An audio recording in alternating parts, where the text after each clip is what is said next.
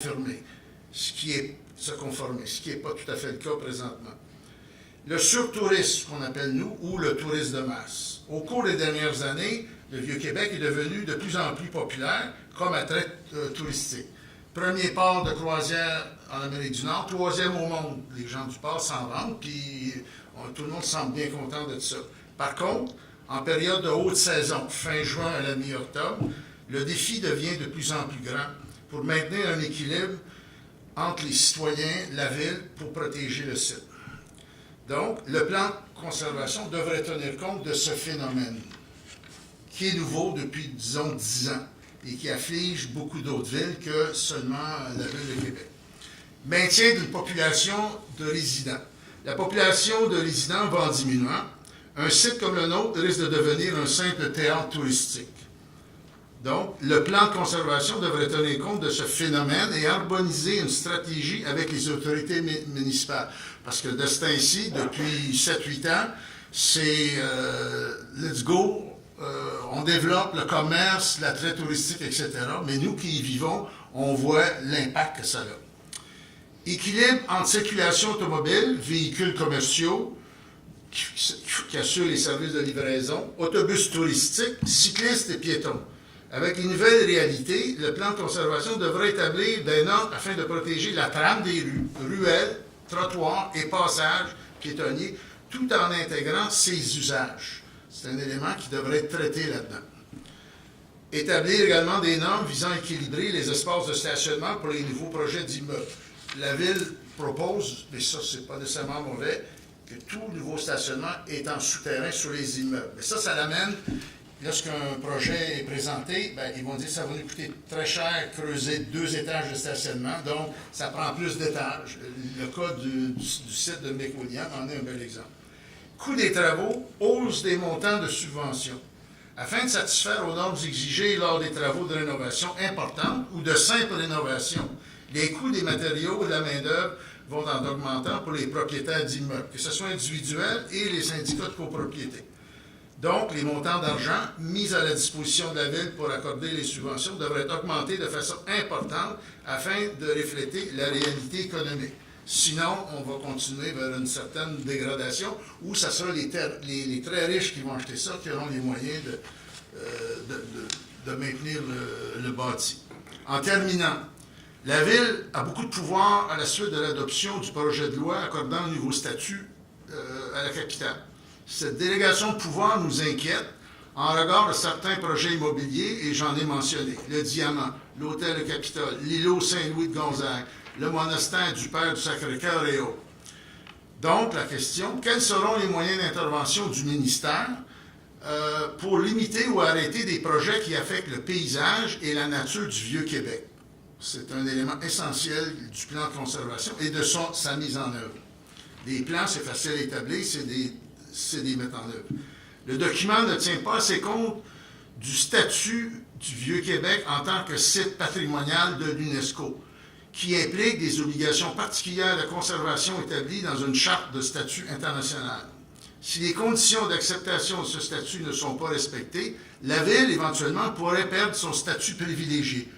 On se vante à tout vent, site patrimonial, mais il faut le protéger, ce site-là, parce qu'un beau matin, il y a quelqu'un qui va nous dire, si vous continuez à faire ça, vous allez le perdre. Le plan de conservation devra prendre en compte que le Vieux-Québec est surtout un milieu de vie et non un produit touristique, tel un parc d'attractions. La mise en valeur du caractère touristique du Vieux-Québec ne doit pas se faire au détriment de ses résidents. On n'est pas contre le tourisme, mais à un moment donné, il faut que ça soit contrôlé. Cet après-midi et ce soir, nous avons entendu des témoignages très pertinents. Beaucoup portent sur des problèmes et des situations qui relèvent de la Ville, à cause de la délégation du mandat qui lui a été confié en 2016. Bon. En écoutant les commentaires, les témoignages et de par notre expérience de vie, nous avons la nette impression qu'il y a un discontinu, en anglais on pourrait dire un disconnect, entre ce que votre plan établira et le mandat qu'exerce ou exercera la Ville. Alors, dans l'élaboration de votre plan, quel rôle aura la Ville? Parce que jusqu'à date, tout le monde parle, mais il n'y a personne qui est ici pour répondre pour la Ville. On a des bonnes idées, nous autres, vers quoi certains éléments ne vont pas bien du côté de la Ville. Alors, quel sera le rôle de la ville? Parce que sinon, vous allez avoir un beau plan, belle concertation, etc. La ville va se revenir de bord avec la commission d'aménagement, tout ça, puis ils vont faire ce qu'ils continuent à faire présentement. En terminant, nous vous remercions de nous avoir permis de nous exprimer sur votre projet qui nous tient à cœur. Merci. Merci beaucoup. Alors, cette fois-ci, je passerai la parole à mes collègues. Est-ce que René... Oui, avec plaisir. D'abord, un gros merci, M. Taillefer et Matt. Franchement, en tout cas, en ce qui me concerne, je peux dire que c'est pas de la langue de bois puis on va vite aux affaires. C'est pas fait comme ça. On sait de quoi on parle. C'était en cascade bien ciblé. Ça rejoint certaines préoccupations, vous l'avez mentionné avec raison, déjà entendues en cours de journée. Moi, il y a deux choses qui m'intéressent plus particulièrement. Et je voudrais peut-être faire appel à votre mémoire. Au tournant des années 2000, j'ai été associé à la gestion de Place Royale. Et c'était la Société de développement des entreprises culturelles, qui lui a encore d'ailleurs ce mandat-là. Et je me souviens très bien qu'on avait accouché d'un plan de développement de Place Royale, mais on l'avait fait avec l'aide d'une commission de Place Royale. Et la commission de Place Royale réunissait des intérêts divers, mais les intérêts de tous ceux qui vivaient à Place Royale. J'entends par là la fabrique, les comités de citoyens, les associations de marchands. Et finalement, on avait réussi à quand même faire en sorte là, que le plan de développement de Place Royale repose sur un consensus. Je ne sais pas si ça vous rappelle quelque chose, mais en tous les cas, votre comité de citoyens était là-dedans à cette époque-là. Alors, tout simplement, un long préambule, excusez-moi, là, pour en arriver à cette question, cette préoccupation que vous avez, la question qui me vient à l'esprit par rapport à ça. Vous voulez que la voix de vos citoyens que vous représentez à travers et que vous défendez à travers l'action de votre comité soit entendue. Est-ce que vous verriez d'un bon œil la création d'une instance qui pourrait réunir en particulier des citoyens et qui serait en dialogue avec les fiduciaires du patrimoine, la ville, le ministère, même les propriétaires immobiliers, pour qu'au fond, on réussisse à dégager des espaces, des zones de confort pour tout le monde? Est-ce que c'est une avenue qui vous semble prometteuse? C'est quelque chose qui pourrait peut-être être intéressant. Il ne faudra pas que ça devienne une autre structure qui ne fait que jaser entre elles. Non, mais juste pour préciser, pour ce dont j'ai été témoin, ça avait du poids. Comme je te pose dire, c'est justement, donc cette structure-là pourrait être intéressante dans le temps qu'elle soit décisionnelle ou qu'elle puisse avoir un poids important dans les décisions qui vont être prises par la suite pour le développement du Vieux-Québec. Parce que c'est un des éléments on l'a mentionné tout à l'heure, puis qui a été mentionné aussi aujourd'hui, on trouve que dans le plan de conservation qui est présenté, la notion résident, milieu de vie, un endroit où il y a du vrai monde, pas juste des statues dans les châssis, dans les fenêtres, qui font des babayes aux touristes, là, mais du monde qui vit pour vrai dans le Vieux-Québec. On ne trouve pas ça dans le document. Ça ne ressort pas assez. Quand on lit le document, on a l'impression qu'on parle d'un musée, d'un parc d'attractions ou d'un vieux Québec imaginaire et quelque part. On ne sent pas la notion de citoyen présent, vivant, et qui ferait en sorte qu'on en tienne compte et qu'on prenne les moyens pour qu'ils puissent, pour attirer de ces nouveaux résidents-là, parce qu'on sait que la population du Vieux-Québec diminue. Il y a plein d'appartements et de logements qui sont vides, inoccupés, volontairement par les propriétaires. C'est plus facile de faire de l'hébergement collaboratif que des loués à des résidents permanents. Donc, le plan, je trouve on trouve qu'il n'en parle pas assez de cette notion de résident-là. Prendre les moyens pour les amener et surtout prendre les moyens pour les aider à rester en place. On a glissé un mot tout à l'heure par rapport au coût. C'est très dispendieux de faire des travaux de restauration, de rénovation, au jeu de la réparation. Dans le Vieux-Québec, les matériaux sont très dispendieux, les exigences sont très élevées. Donc, il faudrait qu'il y ait une aide substantielle, intéressante, ou avoir d'autres modulations au niveau des exigences, d'être un peu moins exigeant ou d'avoir une ouverture d'esprit pour pouvoir faire des travaux qui soient à un prix raisonnable. Donc, c'est le genre de sujet qui pourrait être discuté à votre table de concertation. Il faut que la table de concertation soit décisionnelle en bout de ligne. Enfin, j'aurais une deuxième question. Vous avez évoqué la question du tourisme de masse. Oui. Vous souhaitez que le plan de conservation tienne davantage compte de cette réalité. Est-ce que vous pourriez expliciter votre pensée par rapport à ça? En lisant votre long document, à un moment donné, je pense que c'est un nouveau facteur qui n'a pas été considéré il y a 15 ans, même peut-être 5 ans par les gens qui ont au ministère. Et là, on voit toutes les villes qui sont intéressantes dans le monde sont confrontées à ce genre d'affaires-là, qui amènent des débordements reliés à l'hébergement touristique qui, dans plusieurs des cas dans le Vieux-Québec, est illégal. La ville et la TUR est impliquée là-dedans. On va voir ce qui va en sortir. Le point ici de commencer à parler de ça, on pourra passer la soirée. Mais donc, c'est un élément que vous devrez, je pense, trouver une façon de l'intégrer comme facteur d'analyse pour arriver à dire, bon, ben, s'il y a tant de niveaux... Pour donner un exemple, peut-être arriver à un point, je n'ai pas les chiffres en tête, parce qu'il y a des gens qui s'y connaissent mieux que moi là-dessus, mais il arrive un point, je pense, où le Vieux-Québec, il y a des normes internationales où, par rapport à X nombre de résidents, si vous avez X nombre de touristes, il y a comme une échelle, puis vous vous approchez du 10. Québec, dans la grosse saison, on est dans le 8,5 sur 10, là. OK? C'est pas Venise encore, mais tout ça. Mais alors, regardez, un jour, qu'est-ce qu'on la ville devrait faire? Charger 2 $ par touriste pour croiser la porte Saint-Jean, la porte Saint-Louis, comme ils font à Dubrovnik et d'autres villes. Tu sais, c'est des choses normales. On ne vous demande pas de considérer ça, c'est un domaine municipal. Mais je veux dire, considérer le surtourisme, le tourisme de masse, qui va aller en augmentant si on se fie à ce que les autorités municipales prônent présentement. On n'est pas contre le tourisme, sauf c'est quand ça débatte, puis s'il y en a trop, c'est pas acceptable. Je voudrais rajouter à votre truc tantôt. On n'est pas isolé dans notre action. On est très connecté avec le conseil de quartier Vieux-Québec, Cap-Blanc, colline parlementaire. On siège sur le comité de cohabitation par communauté. Bon, c'est plus des échanges, mais on a l'occasion. Exemple, le projet du Bas-Saint-Louis, on l'a à l'œil, puis ça fait 7-8 mois que je leur en parle. On va dire, on vous a à l'œil, parce qu'il y a déjà eu, il y a 2-3 ans, quelque chose qui est sorti dans les journaux avec tout un projet d'hôtel, d'appartements, de bureaux. Autrement dit, Bas-Saint-Louis disparaissait pour le citoyen. Et ça, c'est une chose.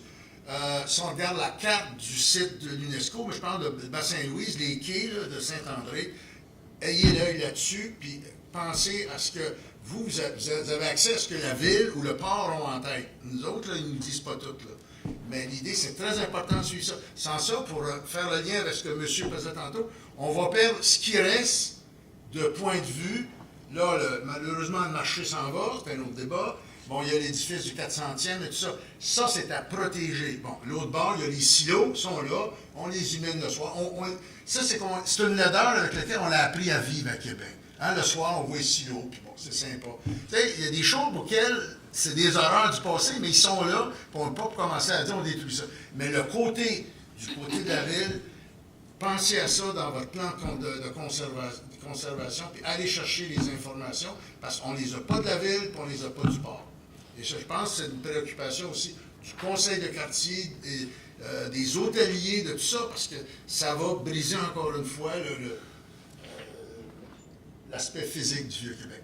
J'aurais juste une petite précision à vous apporter. Oui. Tous les pouvoirs ne sont pas délégués à la municipalité, à la Ville de Québec. Non, en ce qui concerne vous avez la construction de nouveaux bâtiments d'agrandissement. Le ministère va continuer à avoir les projets. Sauf que, madame, pour baser sur ce qu'on a expliqué et ce qu'on vit, on n'est pas les seuls à témoigner, quand on voit des choses comme ce qui se passe avec l'hôtel du Capitole, le projet Diamant, Robert Lepage, tout le monde est à genoux, tout ça, oui, ça prend un théâtre. Le Gros Bec, ici à côté, quand vous sortez, là, le schéma qui nous a été présenté dans les journaux, ils vont rajouter 2 étages, l'équivalent de 2 étages de la partie noire, probablement pour, vous savez, le Haut-de-Seine, etc. Bien, regardez autour, ici, on a un édifice qui est à l'autre bord de la rue. OK, c'est peut-être pas du 13 mètres, mais je veux dire, là, on va arriver avec, boum, on rajoute il y a toujours 2 étages, 3 étages de trop. Et ça, c'est la ville qui s'organise pour faire passer ça. C'est ça que je voulais vous dire, madame. Parce que juste peut-être pour revenir sur ce que vous mentionnez, vous avez certains pouvoirs. À ce moment-là, on se pose la question, comment ça se fait que justement l'agrandissement de l'hôtel de Capitole peut s'intégrer. Quand on regarde juste ce qui est écrit dans le plan de conservation et qu'on applique ça à cet hôtel-là, ça ne marche pas. On l'a vu tout à l'heure, quand vous allez sur la rue d'Auteuil, quand on va sur la rue d'Auteuil, avant on avait une percée visuelle sur les Laurentides. Et maintenant, la seule percée que l'on voit, c'est cet grand édifice-là qui n'est pas encore fini de construire. Donc, il y a quelque chose qui marche. C'est neuf, cela. Donc, si ça fait partie de votre cours, bien, il y a eu un problème quelque part. Donc, c'est ça qu'on veut relever. Juste finir par rapport au tourisme de masse qu'on a mentionné tantôt. Donc, c'est certain, quand on mentionne ça, on se fait décrier partout, surtout par la ville, en disant qu'on exagère, que ça n'a pas de bon sens, qu'il n'y a pas tant de monde que ça. Le maire l'a dit lui-même. Or, il n'y a pas tant de monde que ça. Les commerces ne se plaignent pas. Fait que si les commerces ne se plaignent pas, tout va bien. Mais les citoyens, eux, on a de la difficulté à vivre avec 15 000 touristes qui débarquent tout d'un coup une fin de semaine. C'est beaucoup de monde en même temps dans la ville. Avant d'arriver à des limites comme Venise, des problèmes comme Venise ou Barcelone, je pense qu'il est temps de faire une réflexion sur cette problématique-là et que le plan de conservation devra en tenir compte parce que c'est une nouvelle réalité qui est nouvelle. Merci.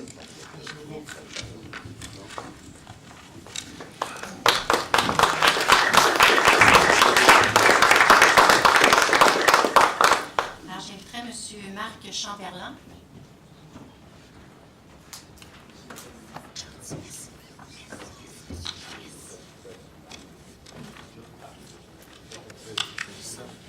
Je pense qu'il est absent, mais on appellera plus tard. Alors, j'inviterai M. Georges Blouin.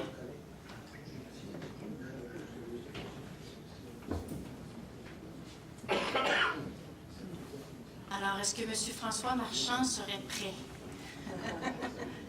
Pardon?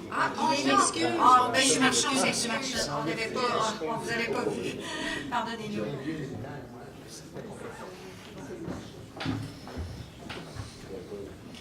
Alors, bonsoir, moi c'est Yvan Blouin, je suis associé avec Georges Blouin. Alors, je suis architecte, nous sommes un bureau d'architectes et nous sommes des promoteurs immobiliers dans le condominium, dans les édifices locatifs et nous sommes très actifs au centre-ville de Québec.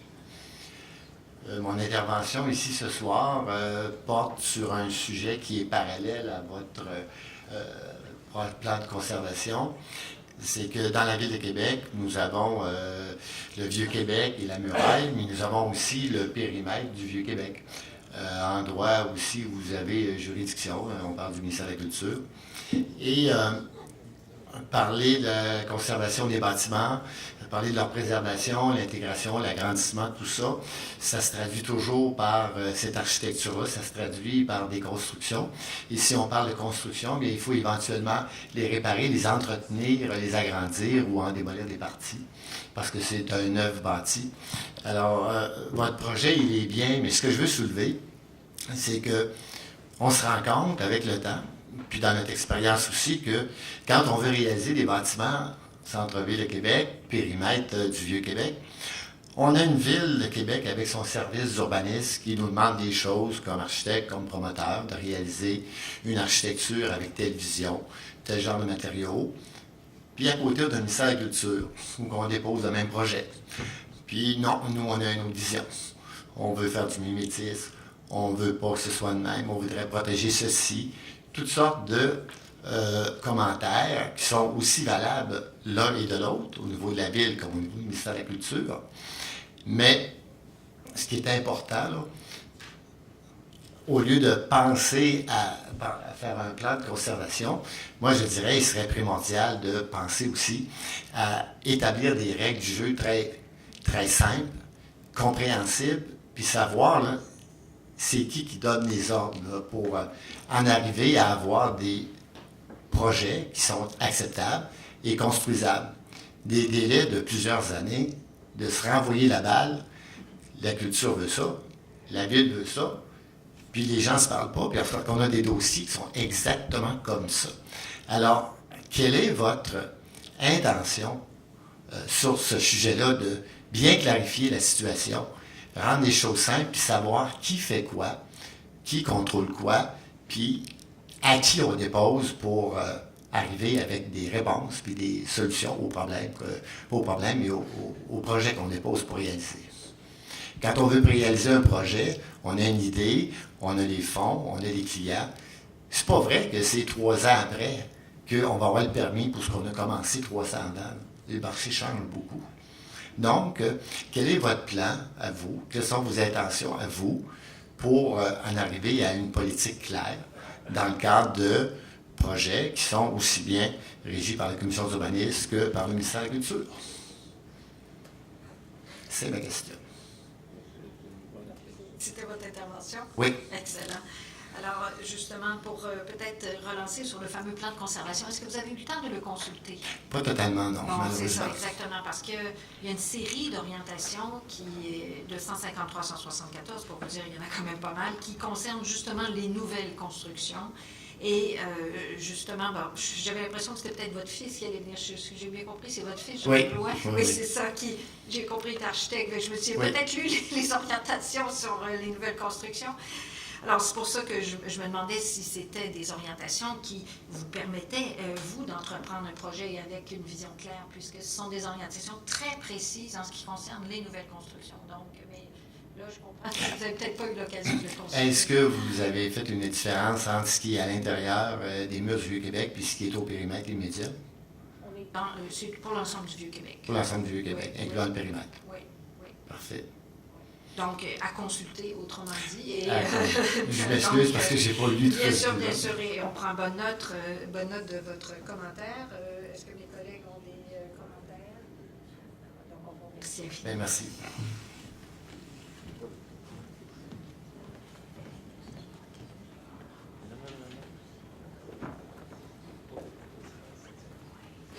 Alors, M. Marchand?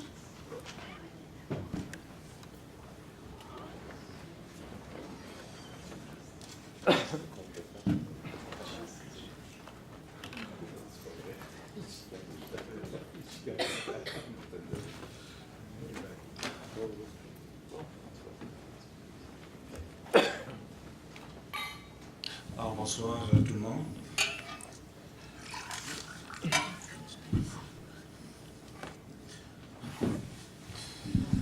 Alors, Madame la Présidente, Mesdames, Messieurs, alors, mon nom est François Marchand, je suis avocat en droit municipal et intéressé au Vieux-Québec depuis de nombreuses années.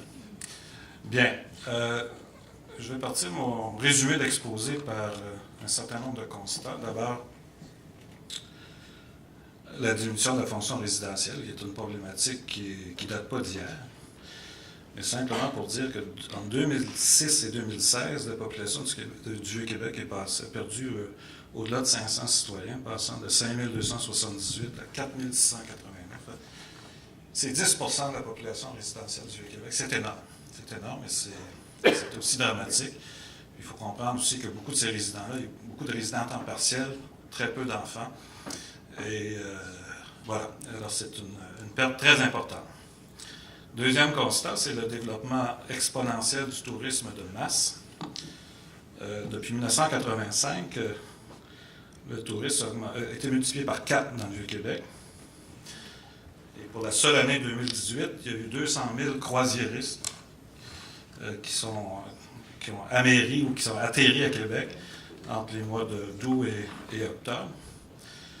Et les plans de la Ville de Québec et du Port de Québec font qu'on veut doubler avec la construction d'un nouveau terminal. On veut faire passer